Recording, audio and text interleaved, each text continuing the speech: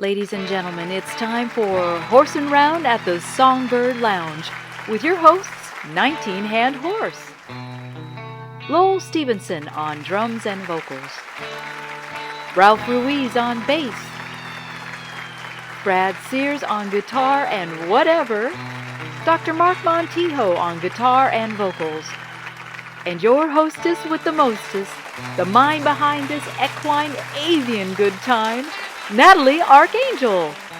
Horsin' round at the Songbird Lounge. Every ring can ride a roll and come on down to the little western nation of the Bakersfield. East Bend nest in the paddock keeping hella real. Horsin' round at the Songbird Lounge. Horsin' round at the Songbird Lounge. Horsin' round at the Songbird Lounge. Horsin' round at the Songbird Lounge.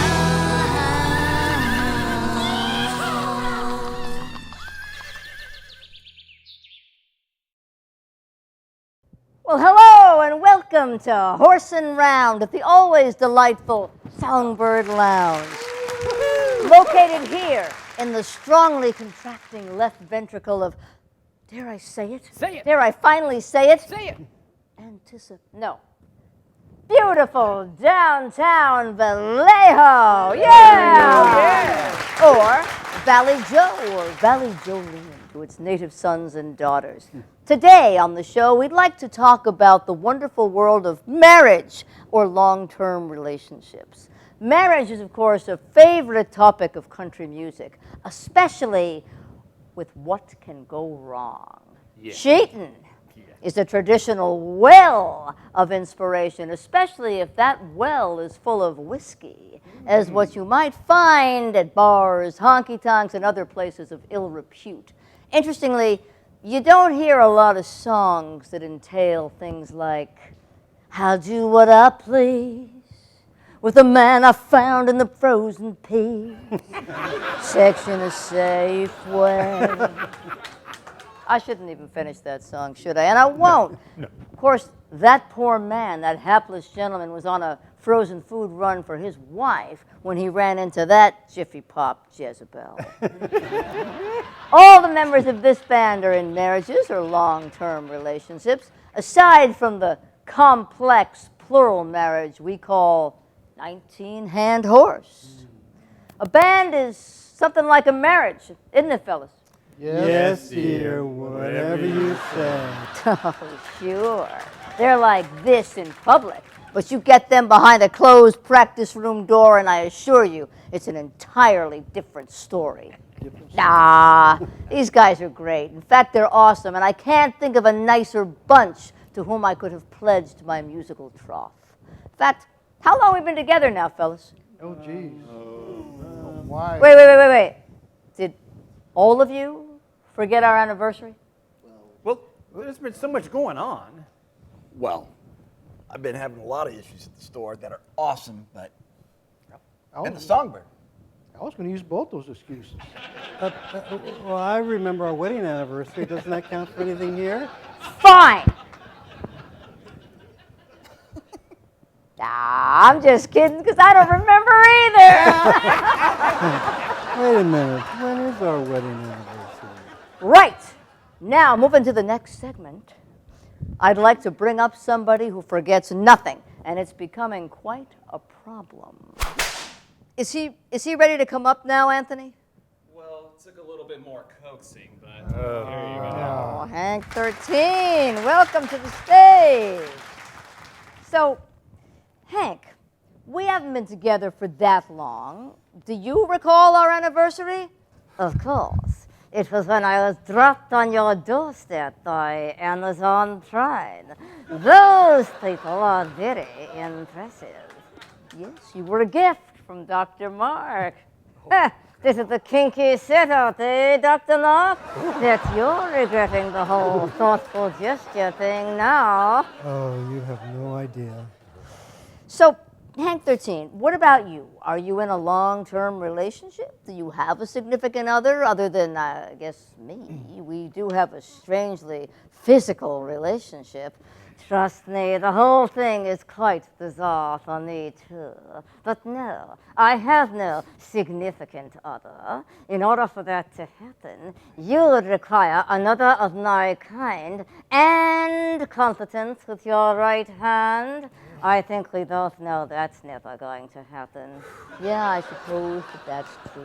What if Dr. Mark obtained one of your kind? Don't you think your relationship is complicated enough? I'm inclined to agree with him, honey. You know, I once considered ventriloquism, but what I see it does to someone's psyche. Brad, I admire a man who recognizes and admits to his own limitations. Limitations are often just self-imposed barriers which can be moved with effort and persistence. Yeah, it's not that people aim too high and miss, but they aim too low and hit. Agreed. I like that, Lowell. Effort and persistence. I find that inspiring. Not everything responds to crashing and banging, Lowell. And Ralph, I thought that bass players, like the bastard mullet fish, got inspiration from gulping for air at the surface in oxygen-poor environments. Did he just call me a bastard fish? Possibly, Ralph. The bastard mullet fish is a very striking and colorful fish. It does gulp for air when it reaches the surface and is a game fish. However, it doesn't taste as good. I don't know how to respond to that one. Well, at least there were no mullet jokes. Always looking at the bright side, aren't you, Dr. Mark? You should hold on to that one. And perhaps let go of me for a bit. I've had more than enough human interaction for one sitting. Sage advice as always, Hank 13.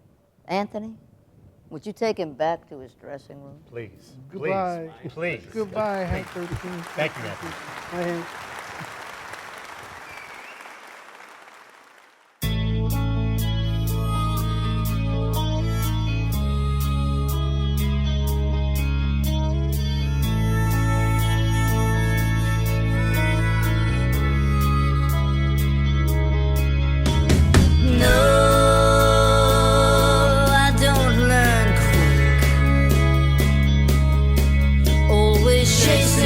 Tail for a while, maybe hit it with a stick. All aboard the next train out.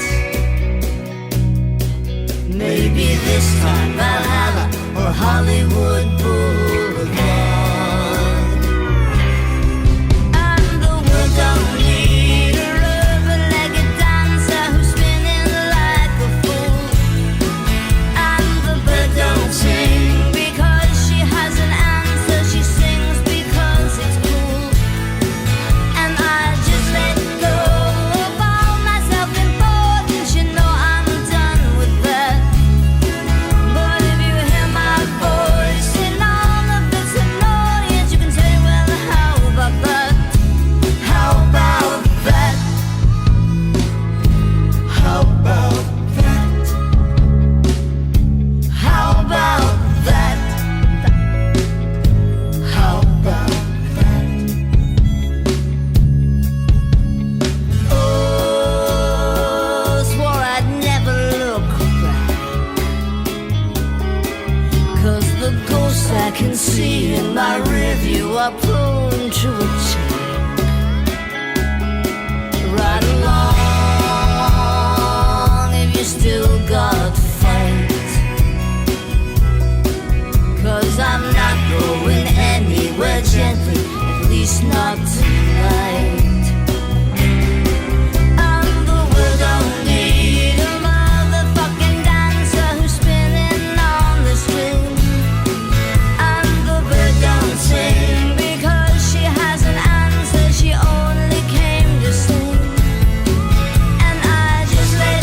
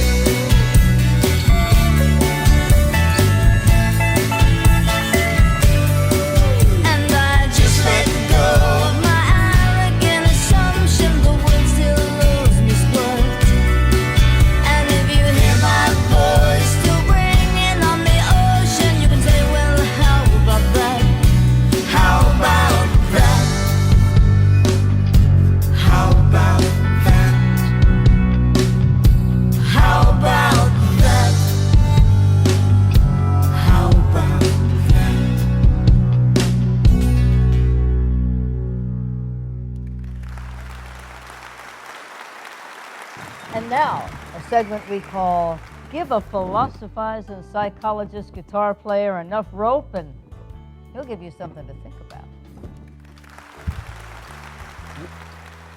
Come on, let's get that.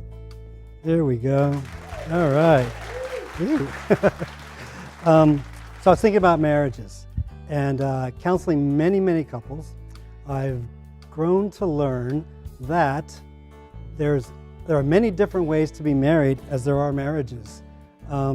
So I encourage you in your marriage to find that way that works for you. And marriages are not just about the relationships between the two people. It's all of their relationships in the past, their primary caregivers, their siblings. They're all in there too, you know, with their ideas and their own way of doing things. So sometimes when communication breaks down, what I recommend is the couple creates a talking stick. And it's like a stick that you can hold, you know, they can decorate it with whatever is important to them. And how the talking stick works is that one couple starts and they'll speak their truth and we're holding the stick, and when the person's holding the stick, you can't interrupt them.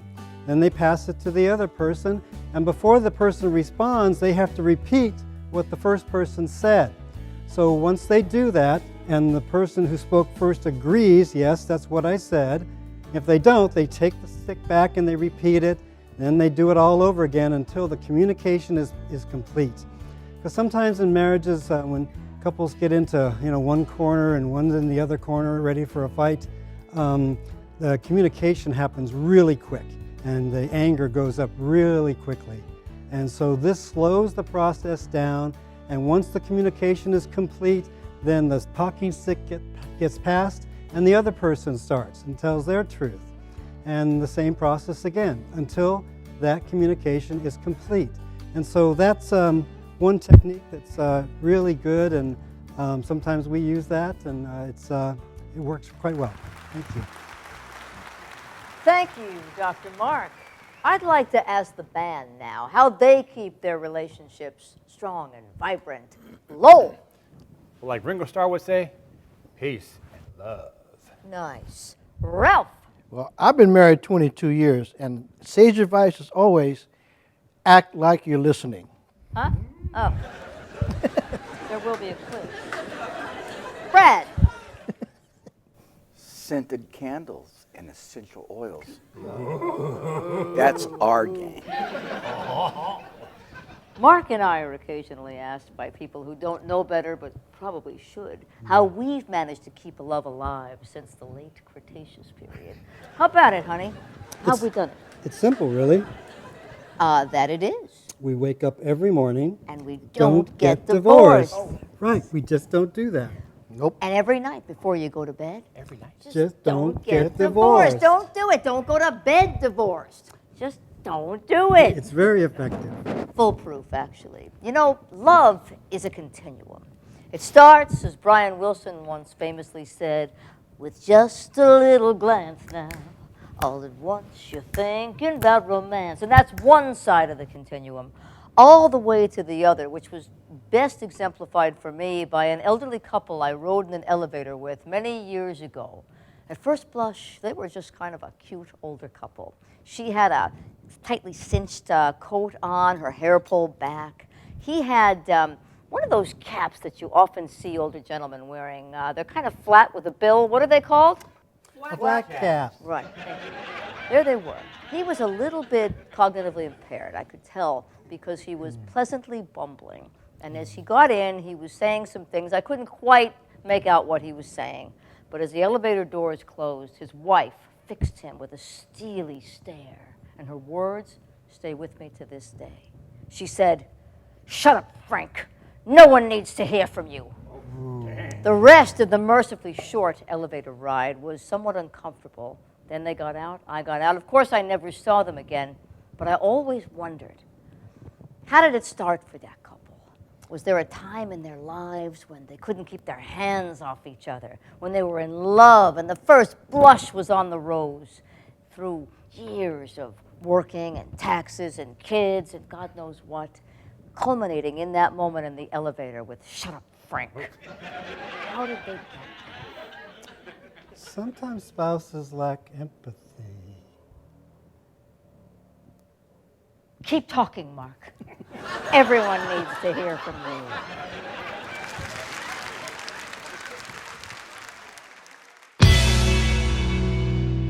I guess I'll see you in hell. That's the last thing I ever heard from my dad. It's not sad. The man went out like he lived, bellicose and half mad, and I'm cool. An above ground living legacy to two crazy fools who wanted to create something beautiful. Something beautiful. Tell me why it never seems to go right. Something beautiful gets so ugly and vicious in the middle of a fight. Starts so wonderful when everyone is young and full of hope and light. Something beautiful. Maybe tonight I said goodbye to my mom, 'cause I got there 20 minutes before she was gone, and I left it for somebody else to clean up the mess, and regret burns a hole in my heart like one of her cigarettes. She was beautiful, so was I. Something beautiful. Tell me why it never seems to go right. Something beautiful gets so ugly and vicious in the middle of a fight. Starts so wonderful when everyone is young and full of hope and light. Something beautiful. Maybe tonight. And I wonder if it works out for anyone else. And I wonder, but I keep it to myself. While you slumber and I'm tending the family tree, glad you're done with the migraines and constant anxiety.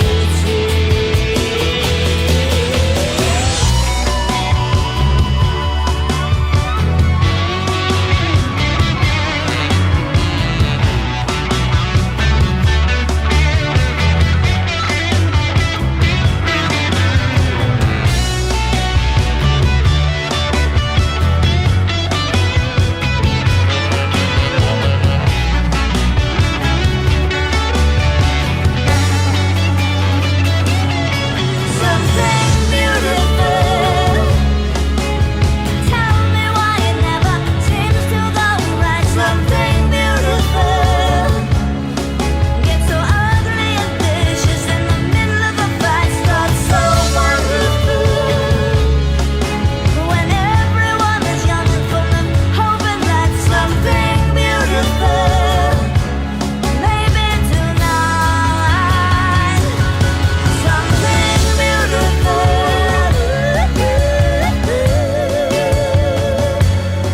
Something beautiful.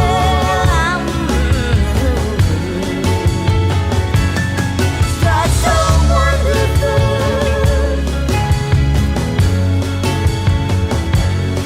Something beautiful.